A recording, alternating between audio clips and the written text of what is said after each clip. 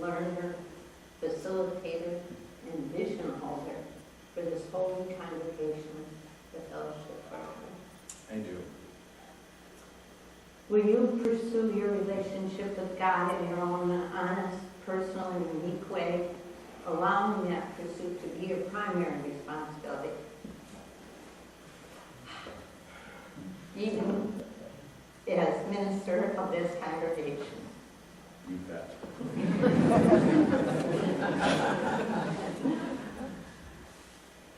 Brad, are you willing to care for yourself as you minister here? Do you promise to step back at times, rest, take vacation, and frequently commune with the wilderness of your own soul? To think about that.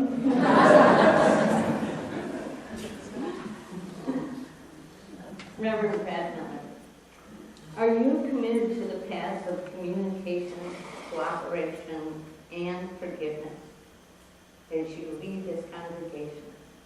Will you pray for this group daily, holding them and yourself in a vision of highest truth? I do.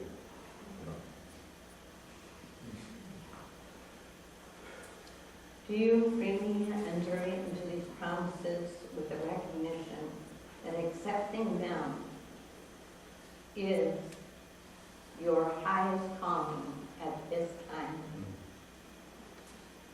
Yes. Wholeheartedly.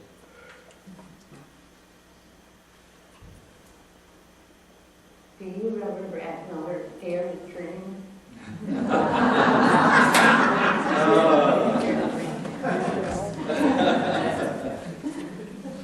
And now, our steering committee president, Grace Menzel, will officially make Brad our minister.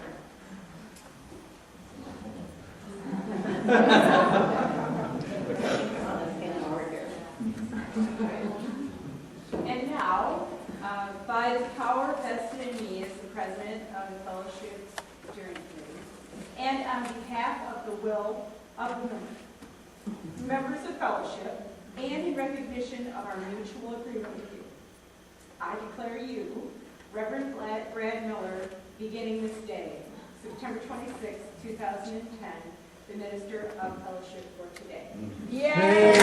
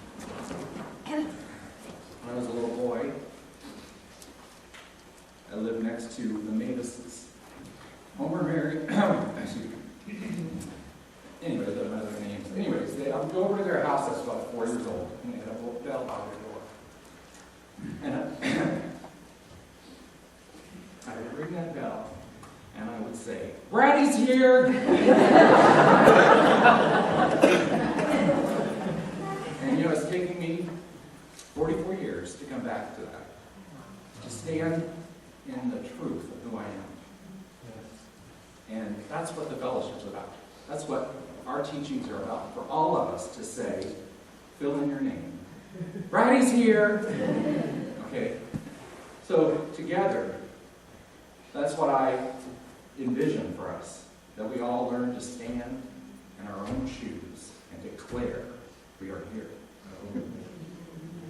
You are here. And when I say that, I don't mean that you have to act spiritual. What I mean is you are fully who you are. I've learned through trial and error, and will continue to learn, that it's not about acting like Jesus that gets us anywhere. It's being fully Brad. Because that's what Jesus did, or Buddha, or whoever. They were fully themselves. And when they were fully themselves, they transformed the world. If you try to be like somebody, you can never measure up. Ever. I promise you, you'll never measure up. But if you be you, fully, I'm talking with all your jealousy, with all your fear, with all your wonderful, amazing abilities and talents, fully, you will transform this world. So today, that's what we have become, a transformation center. And just to show you how it happens.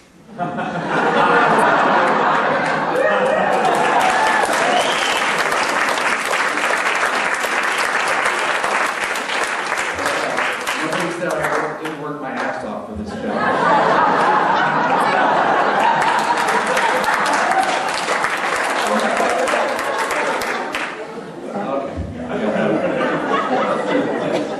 So I want to move on, and I'm going to read the most favorite thing about the fellowship for me is our purpose and guiding principles.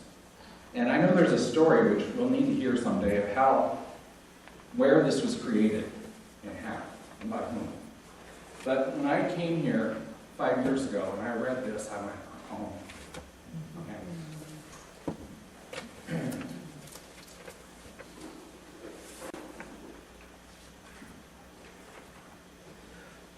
The fellowship for today is a dynamic community co-creating love and healing. We honor the spiritual expression of all.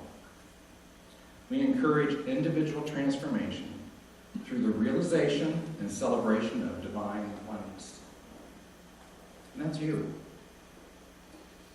We seek to realize the true self through meditation, through prayer, service, friendship, study, healing, love, forgiveness, tithing, teaching, learning, and creative expression.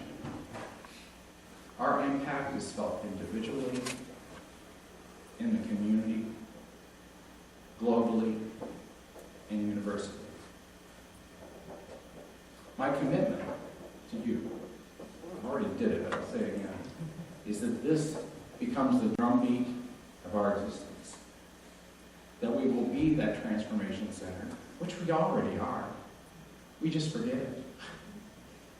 We are already the transformation center. Lives transform here. Mine did. Today, we're celebrating my parents' 50th anniversary.